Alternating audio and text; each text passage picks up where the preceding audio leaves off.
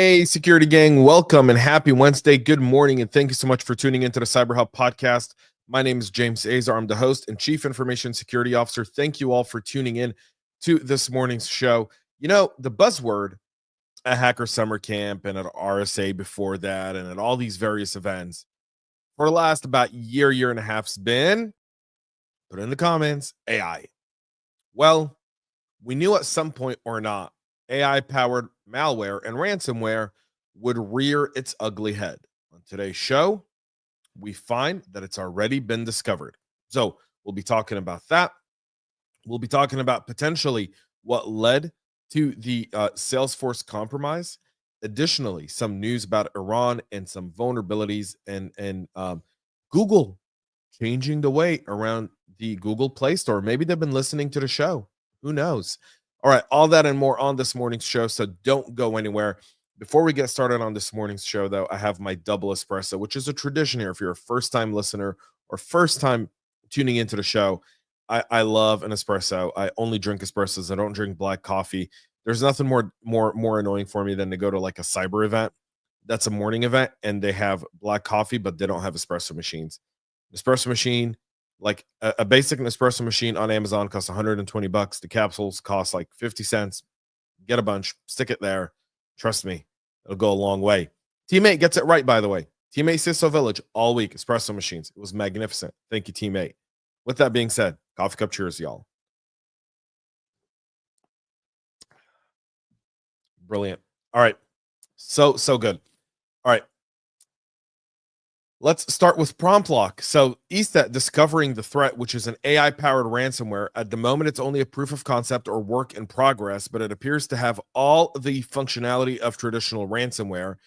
They've given it the name prompt lock. The malware is written in Golang. It relies on OpenAI's ChatGPT OSS 20B, which is an open weight model that can be used without proprietary restrictions. ESET explains in a series of posts that it relies on hard-coded prompts to generate Lua scripts on the fly. It uses these scripts to perform operations such as file system enumeration, file inspection, data exfil, and even encryption. Both Windows and Linux variants of prompt lock have been observed, and the generated Lua scripts are cross-platform compatible. ESET is warning the ransomware uses a spec 128-bit algorithm for file encryption. So the idea of AI-powered ransomware sounds frightening, but there's a lot of preconditions that are likely to be met in typical networks. First, because it uses the OSS 20B ChatGPT model locally via an OLEMA API, which means that OLEMA needs to be running on the victim system. This would require resources that a typical computer system does not have. Prompt lock also sending requests on the local network, hypothesizing it is reaching either to a locally running OLEMA server or to an internal proxy, redirecting those requests to an external OLEMA server. Now, here's the thing. Eventually, they'll figure that out, and they won't need it. So today, you're safe, right? So let's just say today you're safe. Tomorrow, that's a whole different story, right? Coffee cup cheers to our LinkedIn user there. Today you're safe, but eventually the threat actors will figure it out. Eventually, it'll run. They'll find a way to get these APIs running where they don't need an OLEMA server for it. Potentially, they could use some proxies. They could use some CNC, some old school commands to do this. There's a lot of ways to do this. So, you know, the malware right now appears to be only a concept, not fully operational. It's not been deployed in the wild. There's been no AI-based ransomware attacks as of yet. So I just want to preface by saying that. But I also want to point out to the fact that threat actors are already working on this. Now, the thing about these AIs, like the thing about AI-powered ransomware is, like we kind of talked about, like ESET highlights here, right now, these are hard-coded commands, meaning it's going to follow a specific kill chain process that they know to be operational. Eventually, it'll get to a point where it'll essentially scan, identify, and self-prompt, or it'll have some sort of prompt library that will pull data off of it with some sort of logic tree there as well. Either way, it's going to move fast. And once we see something like this, and you know it's getting worked, it's significant, folks. So it's coming. Hope you're ready for it. It's coming. All right. SalesLoft was breached apparently to steal the OAuth and refresh tokens from its Drift chat agent integration with Salesforce to pivot to customer environments and exfiltrate data. SalesLoft is a SalesDrift is a third-party platform that connects the Drift AI chat agent with Salesforce instances, allowing organizations to sync conversations, leads, and support cases into their CRM. So again, we've talked a lot about some of the data theft that have occurred for Salesforce customers here on the show over the last month. We're now getting to the root cause, which is a supply chain attack. So Salesforce wasn't compromised, and those companies weren't compromised. What was compromised was a third party supply chain. Really, it's a fourth, not third, it's a fourth party company, because in some cases, you may not even know SalesLoft existed. Although I don't think that's true. I don't know the SalesLoft business model, but let's just say it's a third or fourth party company. So initial findings have shown that the actor's primary objective was to steal credentials, focusing on sensitive information like AWS keys, AWS access keys, passwords, and Snowflake-related access tokens. According to the SalesLoft advisory, they've determined that the incident didn't impact customers who do not use their Drift Salesforce integration, and based on their ongoing investigation, they don't see any evidence of ongoing malicious activity related to the incident. SalesLoft revoked all active access and refresh tokens for the Drift application. It's requiring customers to re-authenticate with their Salesforce instances. To re-authenticate, administrators should go to settings, then integrations, then Salesforce, disconnect the integration, then reconnect with valid Salesforce credentials. Mandiant is tracking the threat actor behind these attacks as UNC 63905, and states that once they gain access to the Salesforce instances, they issued a SOQL queries to extract case authentication tokens, passwords, and secrets from support cases, allowing them to breach further platforms. So using one, writing it, kind of a pyramid scheme going all the way down.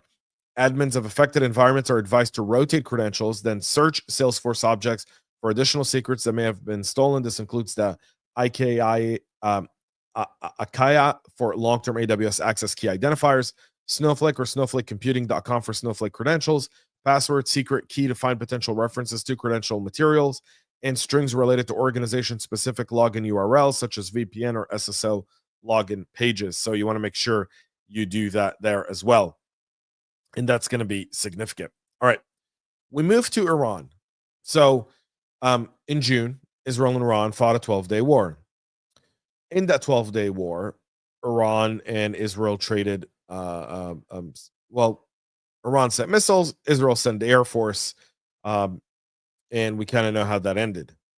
But the war really hasn't ended, meaning there's a kinetic ceasefire of the war, but in cyber warfare, it's still very much there.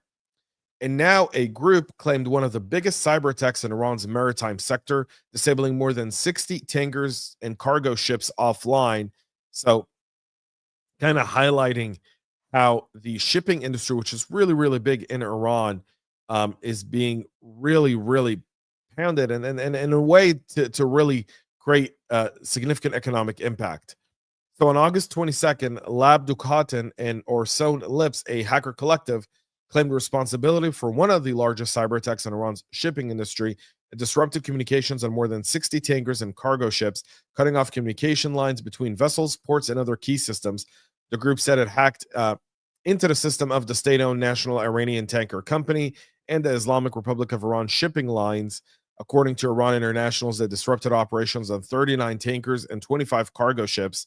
They're set to gain access by breaching the Fanva Group, an Iranian IT and telecom holding company that provides satellite communication, data storage, and payment systems, by obtaining root-level access to their Linux systems running the ship's satellite terminal. The group said it was able to disable Falcon, the software that controls Iran's maritime communication.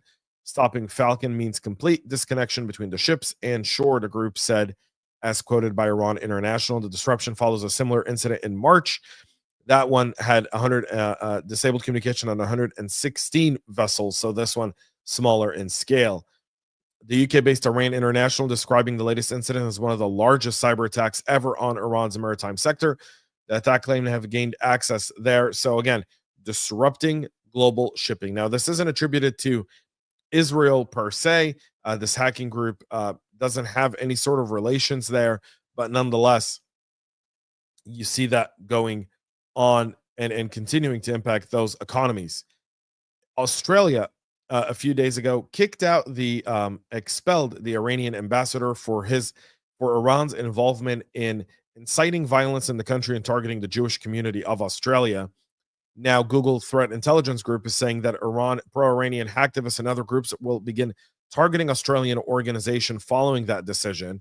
Um, Andrew Aston, the threat intelligence lead for ANZ at Google's Threat Intelligence Group, telling Cyber Daily that you should expect an uptick in opportunistic DDoS attacks, website defacement, and data leak theatrics, all aimed at making headlines at a proportion to their impact. These campaigns frequently blend cyber actions with influence operations to push coordinated narratives.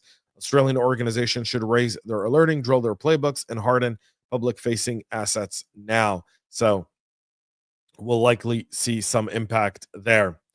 We move to the North Korea IT worker scam that really had the U.S. State Department work with the Ministries of Foreign Affairs in Japan and South Korea to bring together more than 130 attendees into Tokyo on Tuesday to discuss ways of how to combat the years-long campaign by North Korea. The State Department said the event was designed to be a forum where stakeholders could share information on how to collectively defend against the scheme. Multiple Japanese and South Korean companies, particularly in cryptocurrency industries, have lost millions after mistakenly hiring North Korean IT workers. So now we get to the bottom line where we understand that a lot of these crypto heists that North Korea does really fall into the way of getting someone hired internally through this IT worker scam and then gaining those insights in order to launch these types of attacks. The three countries have worked together on stopping the scheme since 2022. The scheme's been attributed to the Lazarus Group out of North Korea.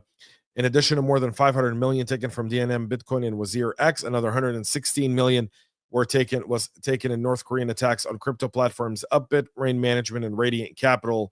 The government has been able to secure hundreds of millions of dollars for its weapons of mass destruction and ballistic missile program through the scheme, which sees North Korean citizens based in China, Russia, or Southeast Asia use stolen US or European IDs to get employed or earn high-paying salaries at Western companies. You know, something very interesting here. These citizens that are doing this are based in China, Russia, or Southeast Asia, yet you're focused on North Korea. Why don't you hold China, Russia, and the countries that host these North Koreans feet to the fire? Just an idea. Maybe extradite them. Well, China won't, Russia won't, but I hear tariffs could help to deal with this. That's another way to do it. Just saying. All right. So people apparently at Google Android, like Google Play, been watching the show because for years I've been complaining about this. Well, too little, too late, maybe, not sure. But anyways, here we go. Google is now introducing a new defense for Android called developer verification. Try to block malware installations from sideloaded apps sourced from outside the official Google Play App Store. For apps on Google Play, there was already a requirement for publishers to provide a DUNS number, which was introduced on August 31st of 2023. Google said this had notable effect in reducing malware on the platform. However, the system didn't apply to the fast developer ecosystem outside the App Store. The scale of the threat is significant, and the recent analysis found that over 50 times more malware from internet sideloaded sources than on apps available through Google Play. So, although the threat is more prevalent outside of Google Play, the developer verification requirement applies for both apps on Google Play and apps hosted on third-party app stores. Starting in 2026, all apps installed on certified Android devices must come from developers who have verified their identity with Google. Interesting. We'll see how that works. 2026. So September, October, November, December, 4 months. All right. I'll wait. I mean, I would never use an Android. Never say never, but I doubt I'll ever use an Android, but we'll see. All right. Better something than nothing. All right. We'll continue with the checkpoint research on a sophisticated social engineering campaign that's targeting supply chain critical manufacturing companies with an in-memory malware dubbed MixShell. This is coming from Checkpoint Research. Instead of sending phishing emails and targeting your inbox, they're going to the contact us form on your website. That's where they trick employees into starting the conversation. And then what follows is weeks of professional, credible exchanges, often sealed with fake NDAs, before delivering a weaponized zip file carrying MixShell, which is a stealthy in-memory malware. The attacks cast a wide net spanning multiple organizations across sectors and geographic locations, with an emphasis on US-based entities. Primary targets include companies in industrial manufacturing like machinery, metalworks, component production, and engineered systems, as well as those related to hardware and semiconductors, consumer goods, biotechnology, and pharmaceutical. A very focused campaign. Other countries targeted were Singapore, Japan, and Switzerland. The campaign's provenance and motives are presently unclear, but Check Point said it identified an overlapping digital certificate between an IP used in the attacks and infrastructure previously identified by Zscaler and Proofpoint as employed in the transfer loader attacks undertaken by UNK GreenSec. So Zipline is there. And again, they're working you professionally through your inbox, starting the conversation on the website. Phishing, traditional social engineering attacks are a thing of the past. Our role as cybersecurity professionals, as business enablers, is really to identify how we do business and then build defense in-depth methods around those. So when something comes through a contact us form on our website, we should have some safeguards there to validate it, to ensure that when we're reaching out to these people and we're reaching out to someone who's contacting us for business, it's truly, truly legitimate. So that's something to keep in mind. All right. 60-second power round before we wrap up. Citrix finally wrapping up and patching 3 vulnerabilities for their NetScaler ADC and gateway. 0-day vulnerability, that's CV 2025-7775, had a CVSS score of 9.2. That's now been patched, so make sure you get it taken care of. And we also note a critical vulnerability in the Docker desktop, which allows attackers to control containers, mount the host's file system, and modify it to escalate their privileges. For those of an administrator, CVE 2025-9074 has a CVSS score of 9.3, and it's a container escape issue that impacts the Windows and Mac OS iteration of the application. The security defect can be triggered regardless of whether enhanced container isolation is enabled or not. Patches were included in Docker Desktop version 4.44.3, so you want to make sure you get that patched up as well. That's it for our show this morning. We'll be back tomorrow at 9 a.m. Eastern with all the latest. Until then, thank you all for tuning in. Make sure to subscribe, follow, share, like, comment. If you have any stories you want to drop, you can always DM us at cyberhubpodcast.com or directly at my LinkedIn page. Until then, have a great rest of your day. And most importantly, y'all, stay cyber safe.